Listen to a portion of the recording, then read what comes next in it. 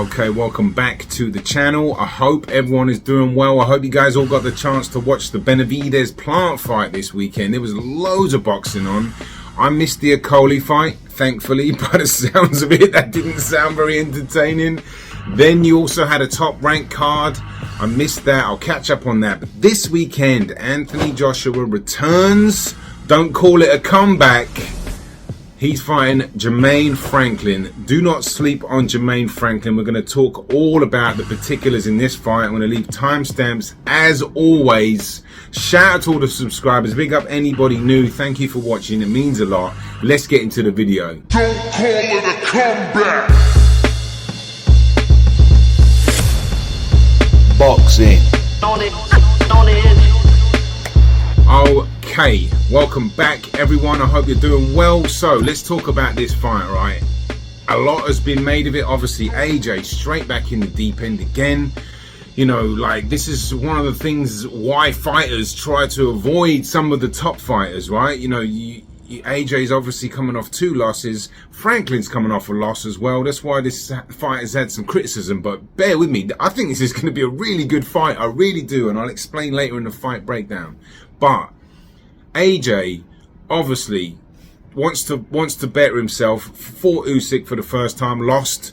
Probably would have been advised to not take that fight again. Wanted to fight again, and now for doing that, for trying to be great, really, he's paid a heavy price, and now he's, you know, 1 loss away from being in a disastrous situation. And then you have under the likes of, you know, no, I'm not going to name any names, Tyson Fury, who won't fight Usyk, basically.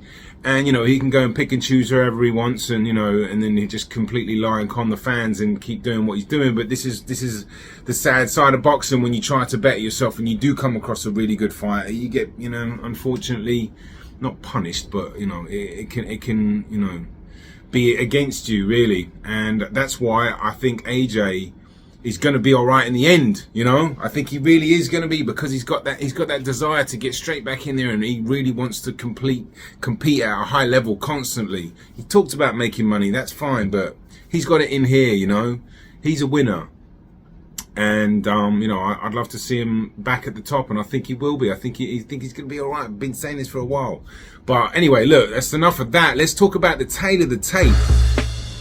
AJ, obviously, look, 4 inches taller. Don't mind the train in the background. That's just the one train going from the Bronx down to the Manhattan area. But AJ, 4 inches taller in height.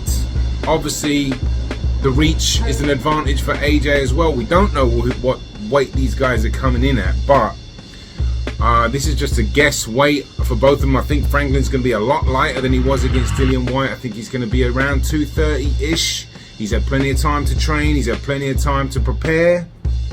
And he's been down at that weight before, and I think AJ will probably be in the 230s as well, but, you know, it's hard to say for sure. And then if you look at the KO percentage, obviously AJ carries the power. But Anthony Joshua, big stage for him. Obviously, look, he's not back at the big arena. That must be a little heartbreaking. I know ticket sales have been a little bit off, apparently. That's a shame, really, to be honest with you. I would like to see that stadium fill up, just in terms of being more positive for boxing, and, you know, for AJ too. But Jermain Franklin, he's dealing with some random lawsuit as well, which, you know, I was watching an interview with Dominic Ingle. He was talking about the ins and outs, and I don't think he knows the exact situation, but he was describing it, and I've strongly disagreed with Dominic Ingle several times, but I was listening to him. He knows his stuff, and I really enjoy his interviews. But I don't know how that's going to affect Franklin. He seems like he's really calm and relaxed, and he's ready to go. And he said this in one of his previous fights. Early rounds, I'm applying pressure, not giving them no room, not letting them breathe, taking them out of his element, making it kind of rough, making it rugged. You know, it's a fighting sport, so we ain't here to fight. It's a warrior sport. I'm not going to let them breathe. And the later rounds, I'm going to just start picking them apart. And I think that's probably what he's going to do against AJ. And speaking of, let me get straight into the fight breakdown now, because this is going to be a good fight. I really believe that. I think it's going to be a very good fight, and I think this is a very good opponent. And let me explain. Okay, look, Franklin, first of all, His only loss is to Dillian Whyte, and that was obviously controversial. I didn't really score it, but you know, I can see why, but I can also see why they gave it to Whyte, being the hometown fighter. It is what it is. But at the end of the day, it doesn't really matter. He got the AJ fight. So, but he is in a healthy place and he's got some skills, okay? He's a very, very, very good counterpuncher. That's what he's trying to do. He can be a front foot counterpuncher, or he can just stay in the mid-range and counterpunch. But he's probably going to try to put AJ on the back foot and counterpunch him, especially with the jab. Now, this is going to be a key point, key punch in this fight for both guys. Franklin is really good at catching the shot, parrying it, shooting hooks off, catching it, shooting his own jab, coming over the top, in between the jab, throwing a sneaky right hand over the top. AJ needs to look out for that, because I think this fight's going to be a little bit similar to the Povetkin fight, where I think Franklin's going to maybe be on more of the front foot, but at times that fight ended up on the inside and in the mid-range, and there was some sneaky uppercuts and overhand rights that Povetkin was catching AJ with. And I think Franklin's going to do the same thing. I think he's going to be catching AJ, and I think he's going to be countering him a lot, especially early. And that is going to be interesting to see how AJ reacts to that, because look, in terms of AJ just, I said this months ago in a video, I was like, he need to go back to basics. He's got a very good jab. He needs to use his jab. He needs to double it up, triple it up. But he needs to try and push Franklin back if he can. AJ's far better at going forward than he is on the back foot. AJ's pretty good on the inside, you know. I think he's got some underrated skills there. And I think he's going to be, this fight is going to be on the inside and in the mid-range. I think that's why it's going to be a good fight. Franklin's going to make him fight. Franklin's not coming for a paycheck. He's coming to win. And he's very aggressive. He's got a chin as well. He's never been down. And you don't just fight in the mid-range and not believe in your own chin and your own ability to slip the shots. You know, he's very slick in there. Well, I say very slick. He's crafty. A little different. He's crafty. He's sneaky with the punches, just like Povetkin was. And, you know, and he's not afraid. He ain't going to be afraid of AJ. And he's not afraid to take a shot. And he was taking some big shots off Dillian Whyte in that fight. Big shots. And he was landing some big shots of his own. So for me, AJ's got to get his jab snappy and hard. Maybe some stab jabs to the chest. Jab, double jab like I mentioned. But the key to it is to not leave his jab out there so he gets countered by Franklin. Because Franklin's going to counter him. It's just how much is he going to counter, and how much doubt is that going to put in AJ's head once he starts getting countered. Because he will. I promise you that. He's going to get countered. Definitely.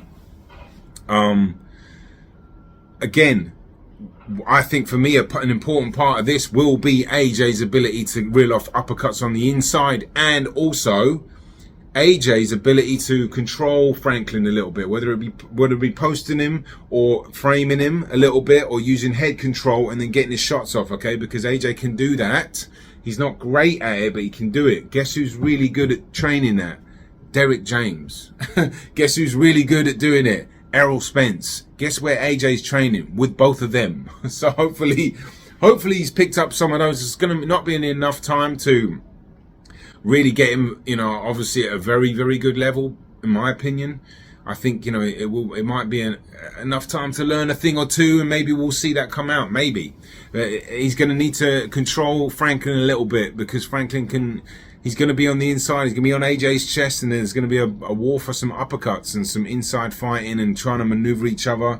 And it's going to be fascinating, because, you know, AJ might try and keep it long on the outside, but Franklin's going to be catching those jabs with his parry hand, shooting back, slipping, like I said, overhand rights, chest, jabbing to the chest. Both guys are going to be doing that. And I think it's going to be a very entertaining fight. I really do. I think AJ, he's obviously got the power to hurt Franklin. I've not seen Franklin hurt, to be honest with you. I know Whyte clipped him at the end of the 12th, but he hit him with the side of his arm. It might have hit him like he whacked him with it was like a bone punch. But he got staggered back. It was a little bit a balanced thing, but you know, he was tired after 12 rounds. He still took it and he came back. So I honestly don't think, I'm not saying it's out of the question that AJ sparks out Franklin, but I don't think he will. I think this is going to go to points. I think it's going to be a close-ish fight. I think AJ's jab will be the key factor in this, big time. Obviously, Derek James has a whole stable of fighters that have got really good jabs. And so maybe he can teach him a bit more on that. He's going to know Franklin's going to counter him, or try to, and he will, but can you minimize the countering? What can you do to counter that? Is he going to have to counter the counter? AJ's got a beautiful pull counter, you know. He caught Pulev with it a couple of times, and he's you know, he pulled it out of the bag here and there. So will AJ be countering the countering? This is going to be a good fight. I don't want to keep repeating myself, but don't sleep on this fight. Don't sleep on Franklin. A lot of people are picking AJ in the under 6 rounds. Just going to go in there and walk through him and blast him out. Nah, I don't think so. I don't think so. Heavyweight boxing, look, of course it can happen, but my guess is on points. AJ, probably a majority decision, maybe a unanimous decision, but I think it's going to be close. And I think AJ's jab, maybe if he can, once he gets that jab going, he can let that right hand go in. Keep it simple. He's going to get dragged into the inside a little bit. How is he going to be able to control Franklin, get some uppercuts going? Maybe some body shots, but Franklin was taking those very well. All in all, I think AJ will be, you know, his height and his reach will be a factor. Franklin's fought guys with height and reach before, and it's been no issue. Obviously, they haven't been in the same fight or a caliber as AJ, but he's not scared of these dudes. He ain't going to be scared of AJ. No, he's not. He's coming to take AJ's soul. And he's coming to outskill him. And AJ needs to use his, like I said, his height and his reach and his power, and just not leave his jab hanging out there. And when the fight does go on the inside, you know, get some flashy uppercuts yourself, because AJ can fight on the inside, and he's actually, for a big guy, how he gets his shots off in there is quite impressive. So I'm looking forward to this one. I really am. I hope the stadium fills out. I hope you guys get a chance to watch it. I feel a bit hyped up today. There's so much boxing on. I love it. I love it. We are getting treated this year. You know, we just got to support these fighters, support the fights.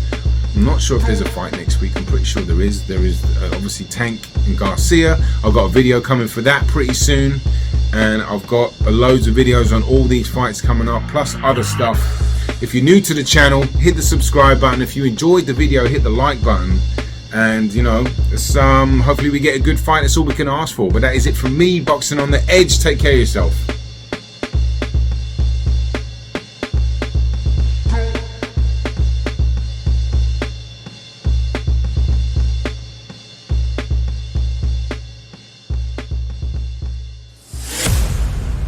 Boxing on the edge.